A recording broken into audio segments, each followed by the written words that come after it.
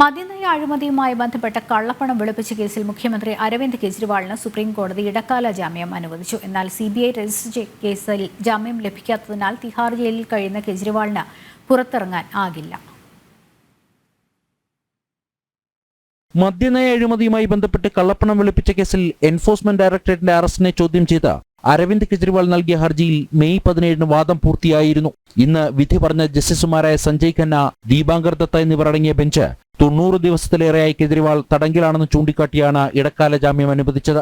ED arrest നിയമവിരുദ്ധമാണെന്ന് ചൂണ്ടിക്കാട്ടി കെജ്രിവാൾ നൽകിയ ഹർജിയിലെ നിയമവിഷയങ്ങൾ പരിശോധിക്കാൻ 3-അംഗ ബെഞ്ചിന്റെ പരിഗണനയ്ക്ക് വിട്ടു. അറസ്റ്റിന്റെ മാനദണ്ഡങ്ങൾ പാലിച്ചു എന്ന് പരിശോധിക്കണമെന്ന പരാമർശവും കോടതിയുടെ ഭാഗത്തുനിന്നുണ്ടായി. കെജ്രിവാൾ തെരഞ്ഞെടുക്കപ്പെട്ട നേതാവാണെന്ന് പറഞ്ഞ കോടതി മുഖ്യമന്ത്രി സ്ഥാനം രാജിവെക്കണമോ എന്ന് അദ്ദേഹത്തിന് തീരുമാനിക്കാമെന്നും ചൂണ്ടിക്കാട്ടി. മദ്യനയ അഴിമതിയിലെ കള്ളപ്പണക്കേസുമായി ബന്ധപ്പെട്ട് മാർച്ച് 21-നാണ് ED കെജ്രിവാളിനെ അറസ്റ്റ് ചെയ്തത്. പിന്നീട് ജൂൺ 26-ന് CBIയും അറസ്റ്റ് രേഖപ്പെടുത്തി. അതിനാൽ തന്നെ ഇടക്കാല ജാമ്യം ലഭിച്ചെങ്കിലും കെജ്രിവാളിന് തീഹാർ ജയിൽ വിട്ട് പുറത്തിറങ്ങാനാകില്ല. ജനം, ഡൽഹി.